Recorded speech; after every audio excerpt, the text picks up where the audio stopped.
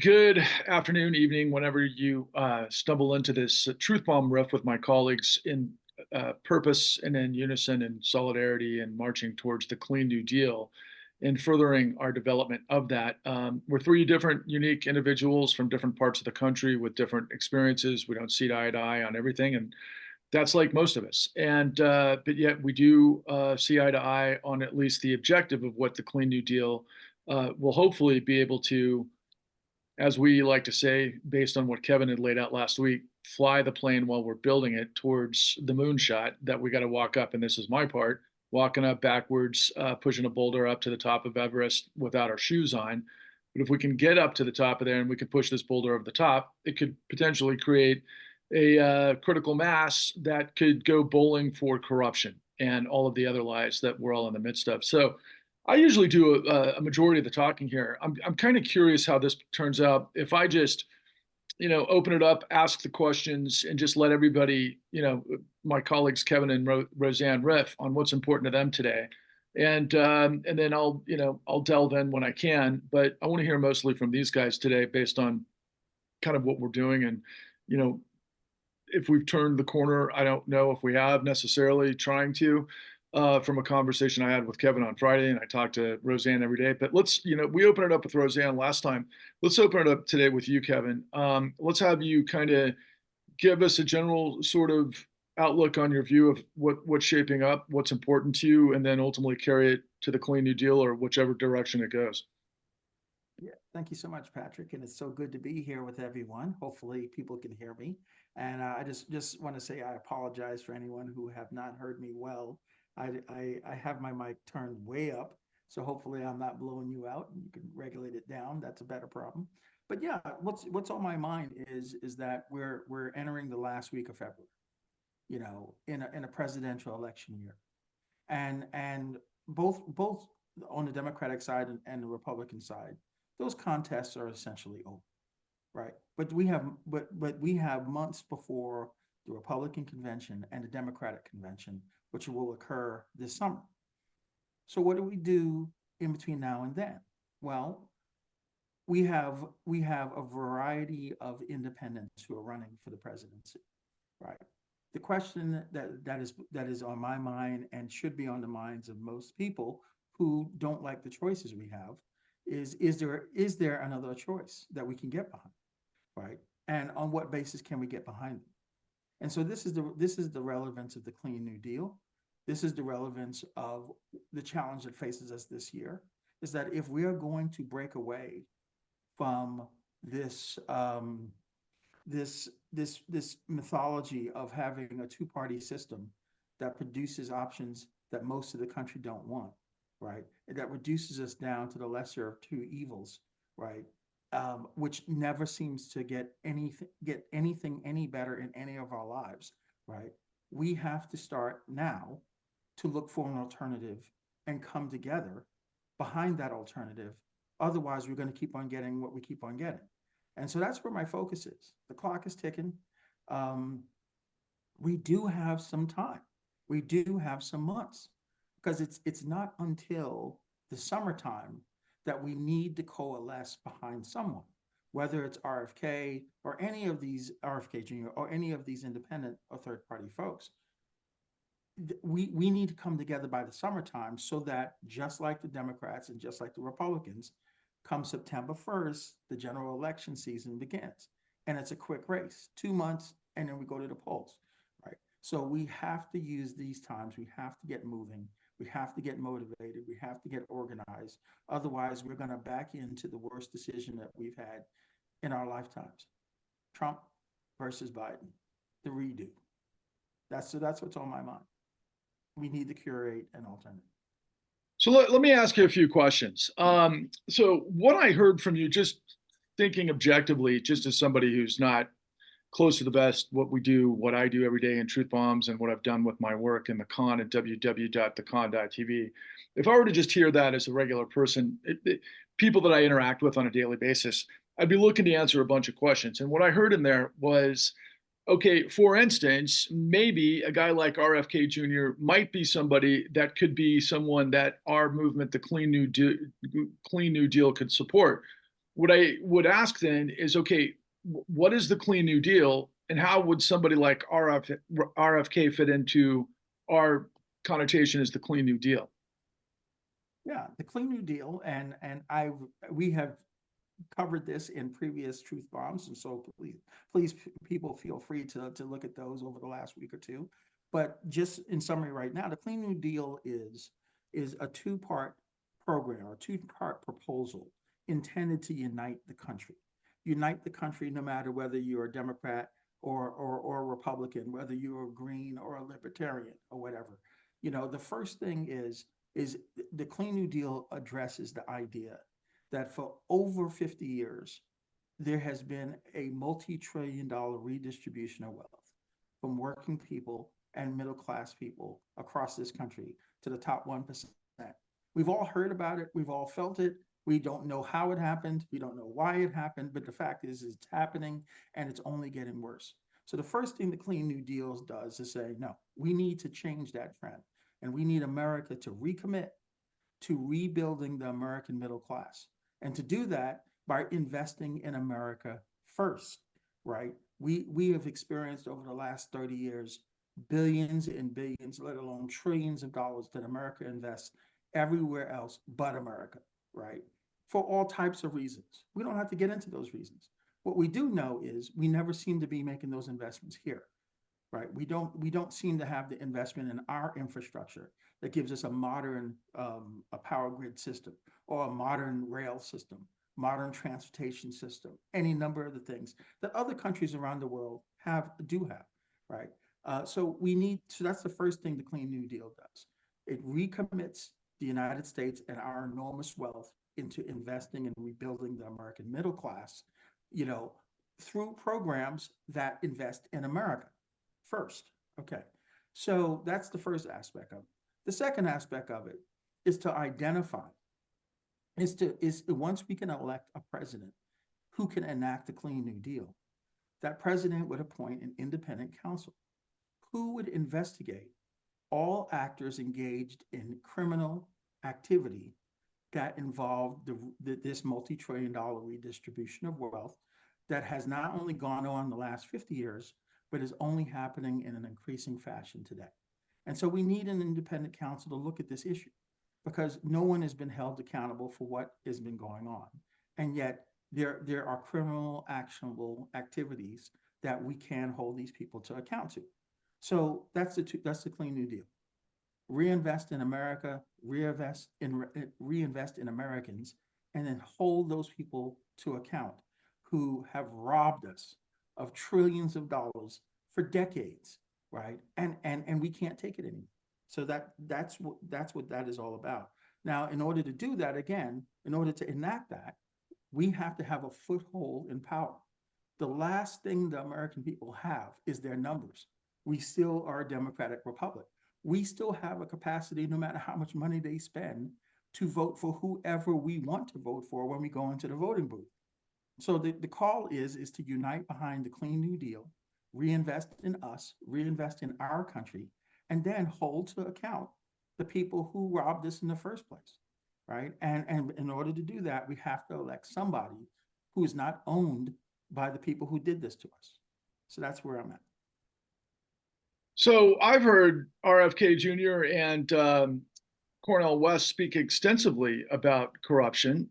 You would think that maybe those would be ideal, and quite frankly, Jill Stein, to similar concepts that you've raised by way of infrastructure, by way of you mentioned the New Deal, excuse me, high-speed train, as well as infrastructure grid. Both of the are key components of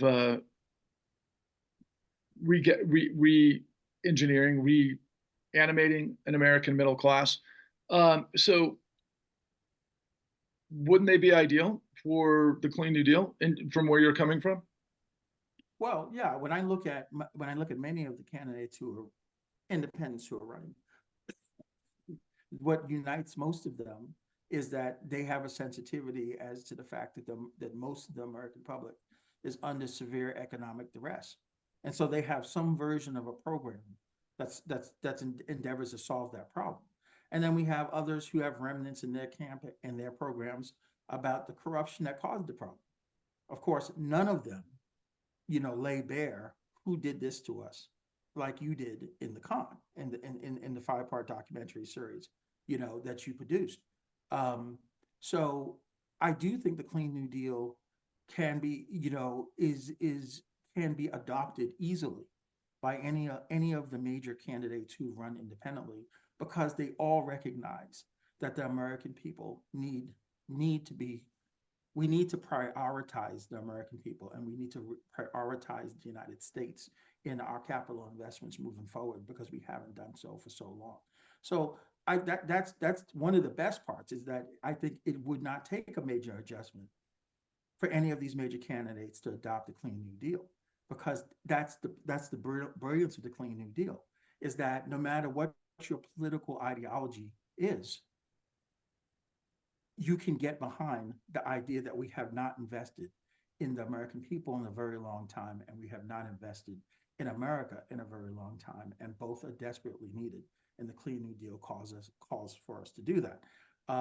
So the question then for us is, which of these candidates are people that we can get behind?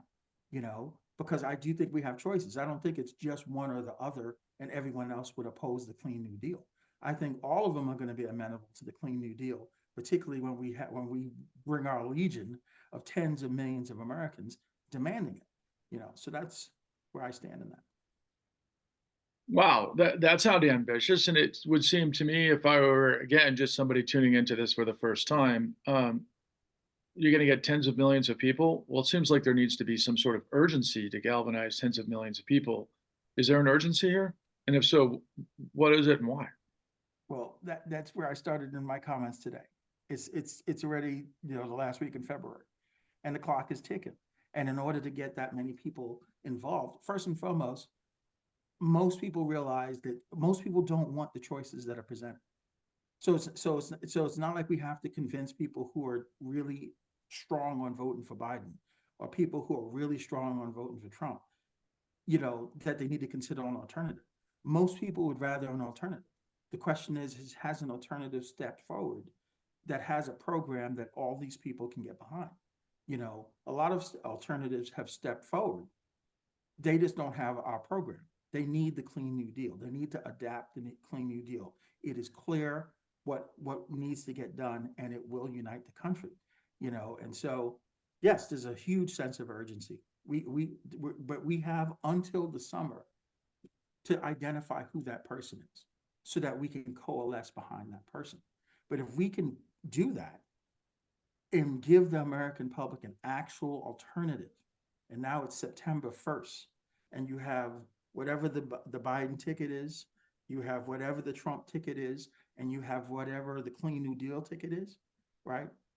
You could be rest assured this will far exceed the election of '92. When you had Ross Perot, pulling, a materially significant third place position. No, we can actually win this. This is how bad these establishment parties have come in the eyes of the American public. We just have to give them a credible alternative to do that. Roseanne, I'm going to turn the questioning to you real quick. I heard Kevin astutely and I think effectively present what we all agree with to a degree. I mean, to a large degree. We might, discuss a lot of nuances, but when Kevin answered the question, or actually in his sort of presentation of, the bigger picture that the Clean New Deal addresses, he had mentioned that kind of writ large, that we, the American people, don't understand or don't know what happened to transfer trillions of dollars up. And yet he also said that, in our work, we've explained and expressed a lot of what none of these candidates has so far. So I heard that. Would you address that from where you're sitting based on your perspective of what you know? So I'm watching AOC, who damn well knows how you can pay for things, what do the American people want? And she's acting like, ah, she went in all spitfire and vinegar and however they say it. And now she's like this different person. People are always going to say, how you going to pay for things? We tell them trillions, 70 trillion has gone towards fueling and rewarding criminals. And they're looking like the frickin' deer in the headlights. It's not penetrating. So we got regular people over here. We got people making comments about AOC over here. Oh man, is she smart? She's just great. Who's carrying a party line. And then I'm out in the street this morning. We always introduce people to the group of someone who joined us in sharing a meal and products and stuff for folks out in the street. So there's this young guy standing there and they're talking to him, and I didn't know his name. So I go up to him and I say, "Oh, you're a newbie?" He goes, "Yeah," and we start talking. He's running for office against the establishment Democrat in the 4th Congressional District. And we start talking, and immediately, I mean, without saying the Clean New Deal, but immediately the two of us start, I say something about an independent candidate for president, and he's fist bumping me. He's 32 years old. Okay. He's talking about what you said. The people, they don't want to vote for either one. We start talking about ranked choice voting. We start talking about get rid of the primaries. There's an appetite out there in the netherworld, even though lots of people don't understand how they've been screwed, even though they don't understand all the money that's been going to reward and fuel criminals. It is incumbent upon us. We need a squad. Where's the squad? I want a squad of a dozen people to go to I have a The Clean New Deal page on Facebook. I got this other stuff now on Twitter. There's an appetite out there. I'm not real excited about any of the candidates out there, okay? Because too much crazy stuff going on. If a candidate who we approach, and I leave that to Patrick, because he's like, he's the producer, okay? He's the producer. He knows how to talk to people. Not that we don't. We talk to people in our own different way. If he can't get into and he's tried the RFK campaign. You were going to do things with the RFK campaign. He's not listening to the con. Cornell's not listening to the con. Is Marianne Williamson calling you up? Is Jill Stein calling you up? Sean Fain is already supporting Biden. We thought maybe this is some kind of guy we could get behind. Who are we going to get behind? Who are we going to get behind? Who are we going to not only get, it's like you can't even get them to turn on the lights. Turn on the lights. What do we got, a power shortage somewhere? That's funny. Let me ask you a question that you started off with. Why did you bring up AOC? I'm confused. I'm not sure what you meant by AOC.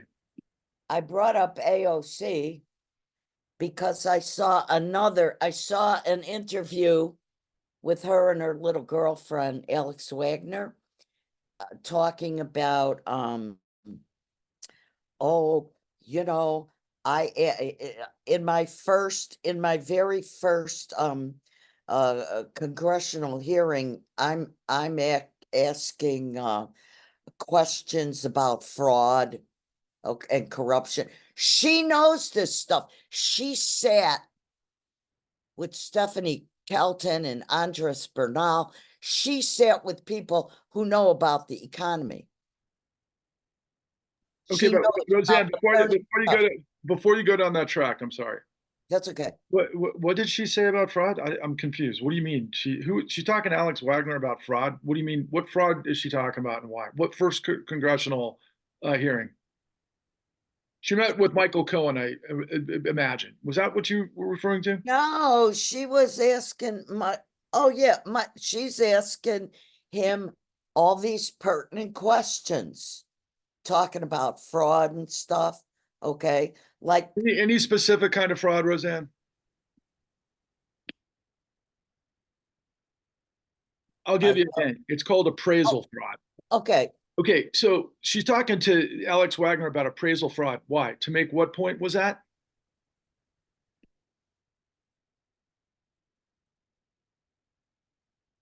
Patrick, you remember things like about 1,000 times better than I do. No, that's not it. It's just you're 1,000 times busier than and you help people on a daily basis. So it has nothing to do with that, I can assure you. I'll remind you, what she did was she was glamorizing. There was almost like what did we call Bernie Bros back in the day? Because it was kind of a Bernie Bro moment, but between two sisters of cheerleading for AOC, because she had the presence of mind in the original congressional hearing with Michael Cohen to bring up appraisal fraud, and that led to ultimately the investigation by Letitia James that led to the recent civil fraud trial that has now put Donald Trump into a situation where he's over $500 million in fines, which brings a lot of turmoil to Trump's personal business. We'll see what that does to the campaign. But the point was that AOC was the domino who had the presence of mind, who's a force in Congress, who's now going to run for the Senate, who comes out of a very key congressional district in New York, that is also kind of a face of a younger generation. And she had the presence and the awareness of mind to understand how appraisal fraud works in the system. And her ultimate message was that this is what we have to do across the board, because they were also responding to what I had sent you earlier in the week, which Mr. Wonderful from Toronto, Kevin O'Leary, said, all of us who invest in New York are going to have to escape New York because, well, they're basically upholding the law. Who would want the law? And then he said the quiet part out loud, everybody does it. So when you put those two things together, and you've been listening to 474 truth bombs after watching The Con and the new Untouchables doing all of the transcripts, and you've been a part of this every single step of the way. Is it peculiar that that conversation would take place in a vacuum of what it is that we've been doing that addresses what Kevin just said about the presidential candidates not talking about corruption, but yet we have monumentally? What have we been talking about, Roseanne, that doesn't penetrate people's understanding of what is? We've been giving them the facts. Richard Bowen, Michael Winston, Bill Black. I could just keep going on, but you're giving them the facts and everything gets buried. Everything gets buried. Also, Wait a second, but the facts of what? You and Kevin, the facts of the facts of the financial terrorism that's going on, that has complete control. that continues to go on. Okay, why? Because the bazooka that Hank Paulson talked about. Here we go. The Federal Reserve uses Federal Reserve Act 13.3. And what do? The Fed's supposed to be a lender of last resort, but you're not supposed to lend to criminals. And what do? They sent originally Ben Bernanke out there secretively and illegally to tell the American people a lie. Okay. Here's the line. Oh, gotta save everybody. We gotta save these banks. Let them fail. Oh no, you can't do that. You can't do that. So let's continue to pump and money into and feed more cocaine to the fraudsters, the financial terrorists. Let's keep doing it. It's just, Did AOC broaden the lens to that spectrum of what you're addressing? well, what she said that made me angry was that we got to have an investigation into this. How many investigations you want? Okay, who paid attention? Who paid attention to Phil Angelides? Who paid attention? I personally gave AOC's office this information, not to AOC directly, because there was too many go-betweens, just like we did with Elizabeth Warren, just like we did with Bernie Sanders, so on and so forth. So look, how are we going to pay for it is the question. So I'm going to bring this back to you, Kevin. So you've brought out a whole kind of sort of litany of stuff that I remember hearing during the Bernie Bernie campaign. Very important things like and we just saw this past week, Biden signed off on 150,000 people with debt forgiveness for loan or student debt forgiveness. And I think there's consideration of more. I think it's a small percentage of the student loan debt that exists out there. But you had mentioned in one of our truth bombs recently that a part of the pillars of what we've developed as the Clean New Deal is effectively, in addition to creating kind of a new jobs program or jobs guarantee program within rebuilding infrastructure of the United States that would include high-speed rail as well as include reconfiguring a renewable energy paradigm. You also mentioned debt forgiveness, student debt forgiveness. You also mentioned debt peonage and just debt forgiveness across the board. Do you mind kind of providing more detail in your analysis? Sure. Well, certainly as it relates to the question of how we pay for things, right? Because if we are forgiving people's student loan debt, if we're And I hate to ask you to do this, but people out there are going to do it. If you could speak up, I know people want to hear what you have to say. yeah, okay. So here, hopefully this is better. Yeah, so no, as it relates to how we're going to pay for the Clean New Deal, certainly when you consider the magnitude of the programs you're talking about, certainly when you consider we're talking about the national jobs guarantee that sets the minimum wage for these positions at the local area median income, which on a national basis is $60,000 a year, right? So we are talking about a large program, not an incremental change, but a fundamental change to the lives of the American public and an investment in America itself. Okay, well, how are you going to pay for it? Well, first and foremost, you need to recognize how we pay for things now, right? The way we pay for things now is not just through our tax dollars, right? And if it was, we would not be spending all the money that we have spent. This is why we have $34 trillion in debt. So we have one of the little known secrets, that our government has known about for decades is there's a principle called modern monetary theory. But basically it says what the American public needs to understand is since all our debt is in US dollars, and since we print US dollars, and since US dollars are not based on gold or tied to any valuable asset, the value of the US dollar is based on confidence in the US dollar, right? We have the ability to print money and spend money. And that's what we do. The reason why we can fund all these wars, the reason why we can fund all these bases around the world, 800 bases around the world, the reason why we can give billions and billions of dollars, we've given $100 billion to Ukraine, right? Though we only give $700 a person to Lahaina, in Hawaii for their disaster. The reason why we could afford this is because we have the capacity to simply print money. And that's what we've been doing. So it's about time if we have the ability to print money, it's about time that we print that money, on behalf of the American public, on behalf of our country, right? So that's one source. Another source, back to the taxes, is what has happened to our tax code over the last, well, since President Reagan, since the 1980s, is we have radically allowed people who have more to pay less and put the burden on people who have less to pay more.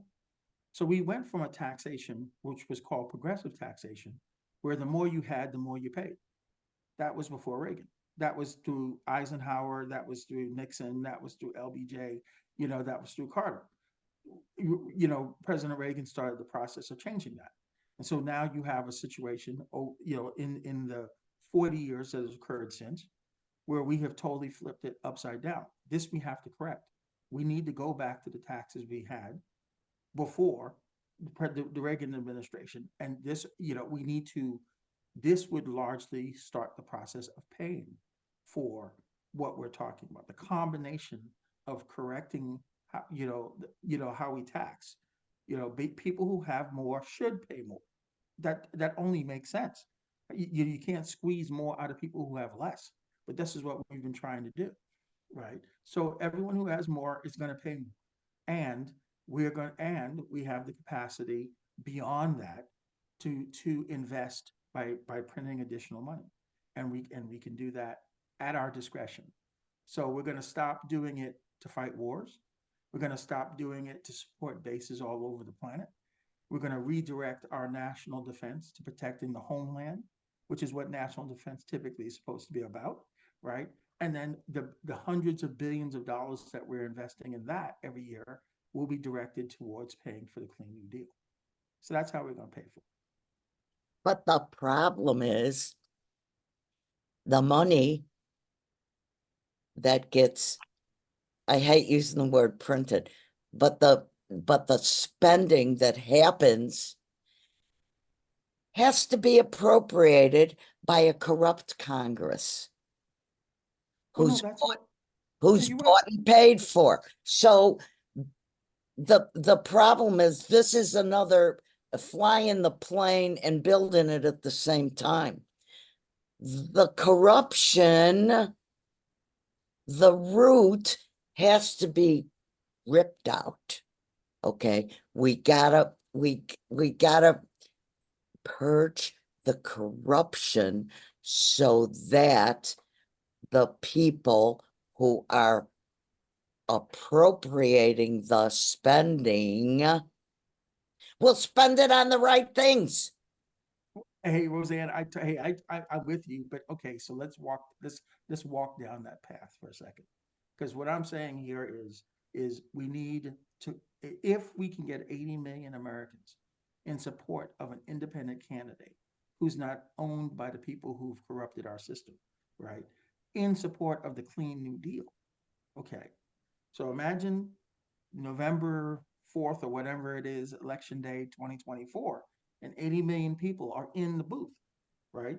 They're going to vote for our candidate who's supporting the Clean New Deal. But they're also going to have, Congress people to vote for. They're also going to have local government to vote for, right? However they vote at that point, right?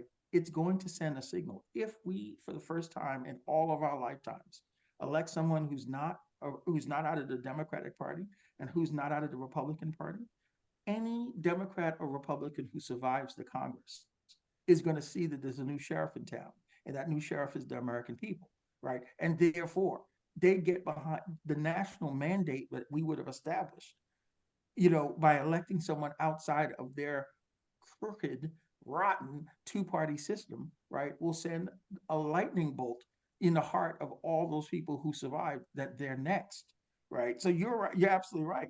But this is the whole point of flying the plane while you build it, because yes, we have to both go rip the corruption out of the system, but we have a legal process for doing that.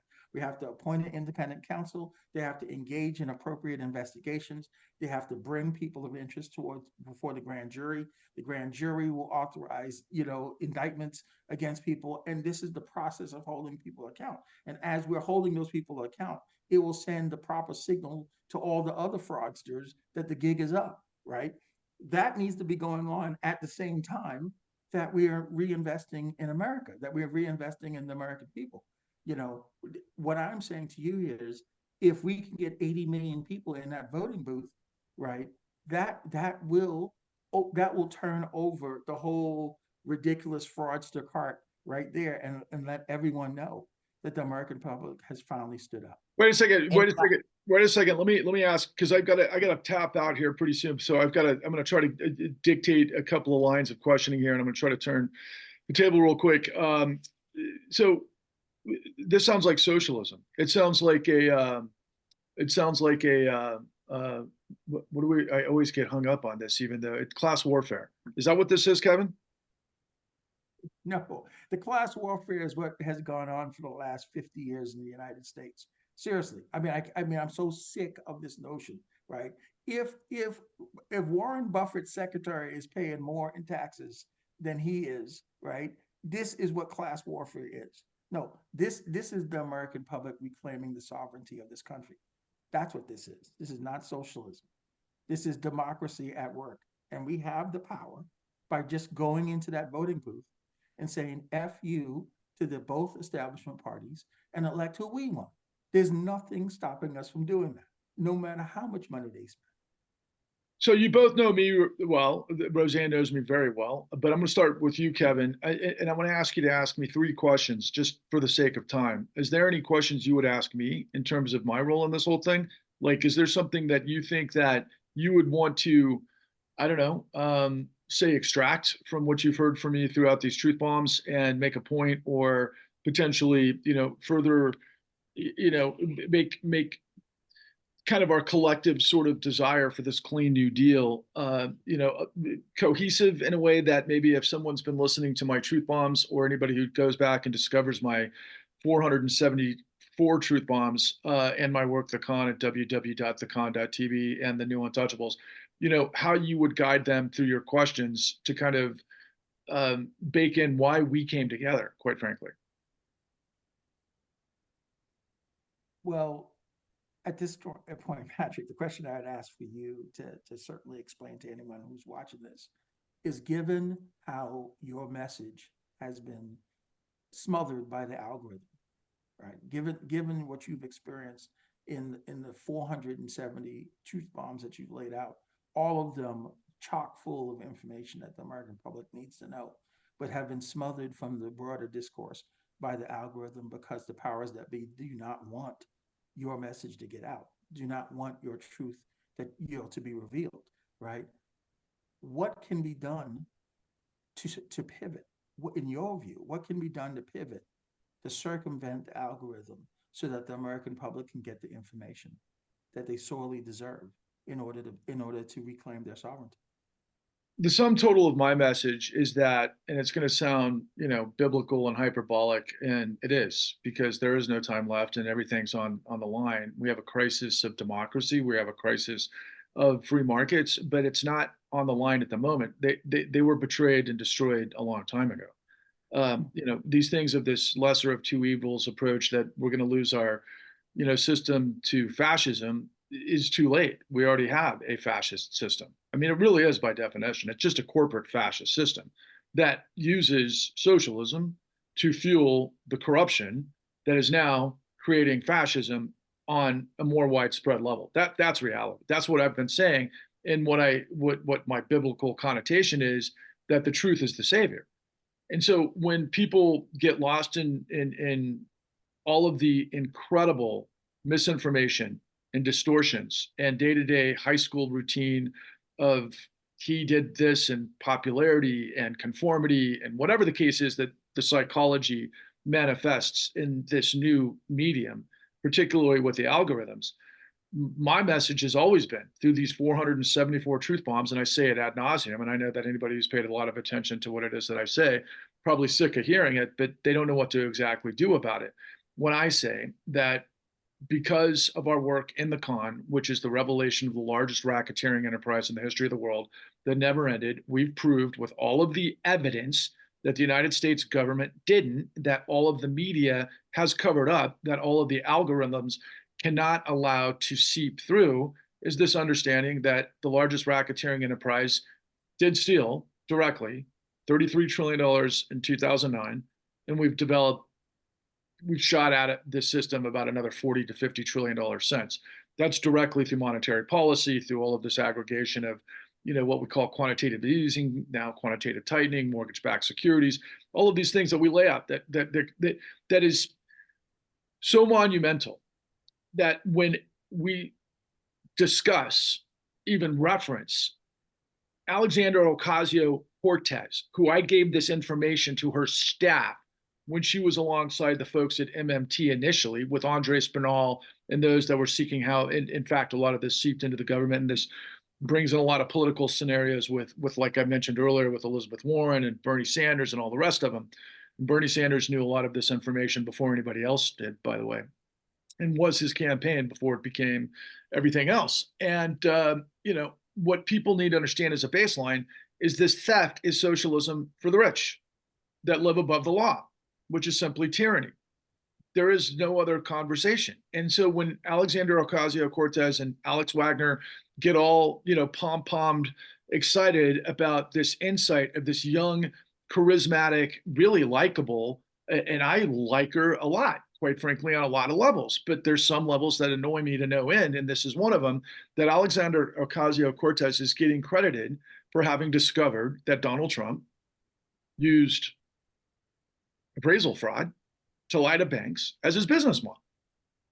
When we show you in the con that the entire financial system did that buried tens of millions of Americans, millions of pensioners, that connect the minorities of the United States to the white working class, where everybody got destroyed through insane corruption, that which now, if you watch mainstream media, they use to basically prove, as well as the government, and demonstrate that Donald Trump has been breaking these laws and guilty and is the biggest threat to the United States that's going to lead to fascism.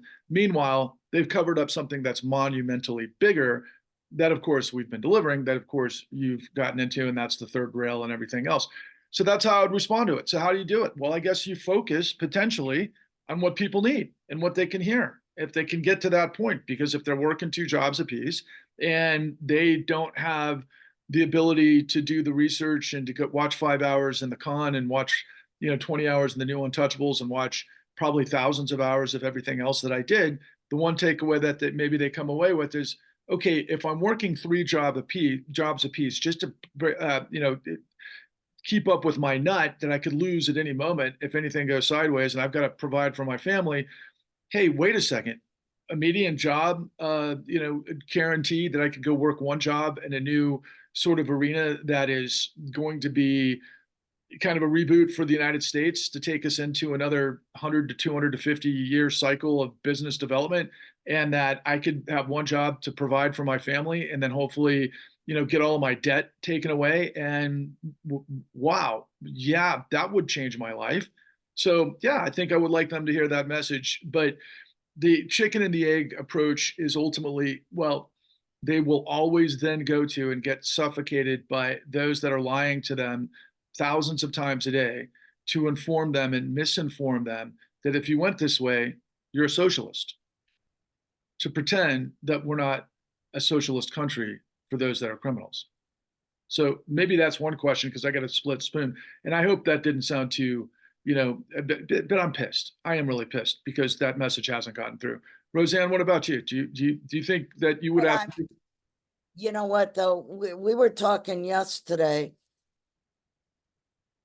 Richard Bowen was on 60 Minutes.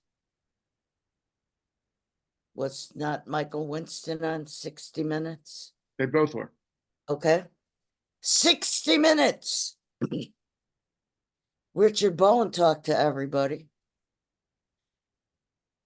I mean, John O'Brien in Massachusetts called everybody. He's a recorder of deeds. He's got solutions of how we can stop things, how we can stop corruption. Here. Okay. All these people who are in the con, which everybody sees behind me all the time, all these people have been doing this and saying it from their own perspectives. Okay? They've all been saying it. And they've all been buried. They've all been buried. They're being buried. If they ain't being buried on purpose, it's one hell of a freaking coincidence. No, they're being buried, and that's what Kevin's been talking about. The algorithm is, Right? have we? So, but let me just finish off with this one point, since there wasn't a question, but I'll couch it as if this were your question. So, tell me the significance, Patrick, about Richard Bowen. Well, I'll tell you that in the con, we're still making news. Why? Okay, so let's just compare apples to apples here. Donald Trump takes up all the oxygen in the room. And one of the biggest things that we've talked about for the last 2 weeks is the heroism of Letitia James that is leading to, through Judge Goron, a $500 billion lawsuit that could bankrupt Donald Trump. And that's really split a lot of people, and a lot of people on MAGA side are threatening all over, Twitter. There's going to be some payback for this, right? This is corruption. That's the corruption to them, that the law actually worked for the first time in 30 years against Donald Trump, for any accountability. But we'll see. There's still a lot left in that particular story. So let's compare and contrast that just briefly with what we show you, which is still news because nobody's seen the con for all of these reasons we've talked about, where in episode 3, Richard Bowen, who was the senior underwriter for the largest investment bank in the United States, who became the ultimate sole commercial bank in the United States, supermarket bank, as they call it, that basically broke the back of all the regulation that we learned after the Great Depression, that they turned the tables on in the late 90s, which led to what was known as Citigroup. And within Citigroup, Richard Bowen was the chief underwriter, which was screaming at the top of his lungs with all of the elements that led him to 60 Minutes. That 60 Minutes stayed a 15-minute, actually turned into 30 minutes because they did 2 pieces, but they selected certain things that they would allow him to reveal, but ultimately then quashed the rest of his story, which was the more important part of the story, and which we vetted out in the con, which was that he was revealing to all of the upper management, through all of the methodologies of what's known as Sarbanes-Oxley, which was actually written during the Bush administration as a result of the Enron era frauds, to hold the CEOs and the upper management accountable for deceptive acts and practices, which is the whole formulation of the Securities and Exchange Commission. So he was laying out the deceptive acts and practices within Citigroup that was leading to misrepresentation of warranties of the largest uh, vehicle, the largest assembly line of fraud in the history of the world through one apparatus at that time. $90 billion a year. $90 billion a year because it didn't meet the underwriting standards. And because of the mechanics of the professionals that are in that assembly line, especially those who are at the apex of it, are supposed to operate with integrity where they do the due diligence, not unlike what we didn't see from Deutsche Bank and their lending apparatus, of course, with Donald Trump. But that's the whole point.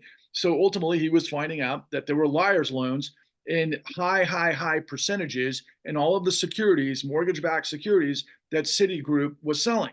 So he basically takes all of the evidence, takes all of the information, and he goes to everyone in the food chain that he's supposed to. He goes to his boss, then he goes to his boss's boss, then he goes to the board, which is what you're supposed to do for Sarbanes-Oxley. Then he went to none other than incoming, at that time, this is how long ago this was, chairman of Citigroup, a gentleman who was the former secretary of the Treasury, a guy by the name of Robert Rubin, who came out of none other than Goldman Sachs and who was Secretary of Treasury during the Clinton administration, where most of this deregulation that would lead to this global catastrophe took shape. He came in ultimately and was notified of everything through all of the mountains of evidence that Richard Bowen had presented, and basically he did a smoke and mirrors hocus pocus as if he didn't get the information. But what Richard Bowen had actually provided as a stopgap and an assurance was he got everybody on the board who, based on Sarbanes-Oxley statutes, if they're notified, they have to, this is exactly the way the law is written, they have to inform the chairman, and there has to be an investigation immediately to suss out said misrepresentation of warranties and deceptive acts and practices that lead to defrauding the clients. What does all of that mean? Well, what have we seen in one of the cases with Jack Smith against Donald Trump right now, as well as the investigation into Donald Trump based on the January 6th investigation? Oh, that Donald Trump defrauded the United States using deceptive acts and practices? Oh, so that's illegal, you're telling me? Well, yeah, for some people, Donald Trump, but not if you're, the whales, the lions, if you will, of our financial system. And so ultimately, what happens in this whole, revolving door scenario is that they target Richard Bowen and they have to eject him as quickly as possible. They make him sign non-disclosure agreements. They do all of that stuff to give him, basically what turns out not to be a golden parachute, hang on to your fingertips, silver parachute, if you will, but to make sure you lie, and that if you tell the truth to different entities, that they will throw you in prison and take back and claw back what was your silver parachute. So when Richard Bowen gave us the information that we followed up with, that we went to the National Archives, many might remember that Jack Smith got keyed into all of the Mar-a-Lago information from Donald Trump based on the National Archives. This is the same National Archives that we went to, where I personally, because of the nature of what they do to have you go through files, it's not digitized. You have to physically go through files of evidence that are in the National Archives through the source was the Federal Crisis Inquiry Commission, that basically put together the notes of all of the board meetings to ultimately give you thousands and thousands of pages of information that when you go investigate at the National Archives, you have 2 hours to basically sift through that information, not do any word key searches. You have to physically look for the information. And yours truly, Patrick Lovell, miraculously opened up a file to the day and the date where what was her role? Her name was Beth Howard, and I think she was the chief credit officer for Citigroup, who was on the record for having provided Chairman Chairman Rubin, all of the information and the rest of the team. And then ultimately, this was information that got buried by the Federal Crisis Inquiry Commission, but I got the evidence that we put on camera because I happened to literally If this wasn't a mission from God, I don't know what was. The luck of the one in whatever percentage for me to open up to the very page that was exactly what we were looking for, that proved that Robert Rubin got the information, that everybody lied on his behalf to the Federal Crisis Commission so he could simply do what many of us have seen politicians do, and Donald Trump, in investigations. Like, I didn't know. Nobody gave me the information. But what was the result of that? The result of that was Citigroup tanked and got $3 trillion from the Federal Reserve. So let's do the math on that. $500 million that everybody's up in arms about, and the girls are rah-rah pumping on MSNBC with Alexandria Ocasio-Cortez for the fraud that is involved in the Trump empire that they don't take further to the banks, or $3 trillion for Citigroup for $90 billion a year fraud that wiped out hundreds of thousands of investors. Okay, $3 trillion. There's 1,000 billion in a trillion. So who is Patrick Lovell in this whole thing? Look, guys, I'm nobody. I'm nobody. It's not about me. It has nothing to do with me at this stage of the game. I'm like this. I want to walk away. I want to be like, you know what? All you people buy, the American people buy, are lies. I don't care anymore. But I keep thinking to myself, you know what? The truth is like light and water, and it's going to go wherever it wants, no matter how bad the darkness of lies try to obfuscate the truth. And the only way they're going to get it is through us. We got the $70 trillion truth. That is the third rail that nobody can talk about, because what would happen if you found out the entire credibility of the United States government and our institutions are nothing but a lie? What would happen? Well, in the vacuum of a revolution that wipes out millions and millions of people, we're offering you a journey which we call Exodus from Corruption to Resurrect the American Dream, which is the Clean New Deal. Why? Because of everything that Kevin laid out. It's not socialism to give the American people an opportunity to revive the American economy. Who's going to do it? A bunch of freaking thieves behind the shadows on Wall Street that get away and are above the law? If you are an American, the first thing that should be important to you, above all else, is the integrity of law. And it's not. And the only way the integrity of law works is if you have the truth through the investigations that gives the evidence that provides exactly what the laws are supposed to do, which is exactly what we did. And you're not listening. You're not listening because you think somebody is going, I don't know what you think. Superman's going to come down out of the sky and freaking, pile drive all the bad guys in Gotham. Sorry to mix metaphor and my cartoon analogy. There is no savior. The savior is the truth. And it's going to be millions of you that wake up, pull out of this freaking indoctrination of lies, and get with it and understand that 99% of you, really, let's just call it 90%. Okay, let's be fair. The top 10% have done pretty well over the last 2 decades because of this situation, or 15 years. Why? Because the way the system works, because 93% of the people own the assets of this country, or 10% own 93% of the stocks and a vast majority of the real estate, which is what the Federal Reserve guarantees.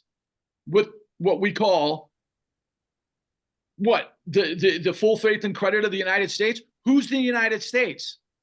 It's we the people. Is the government of, by, and for the people? No, it's of, by, and for the corruption. So I'm so sorry to go off on a riff. I didn't want to. I got to go. Thank you guys for being my friends. And I hope if you're out there, please wake the fuck up. See ya.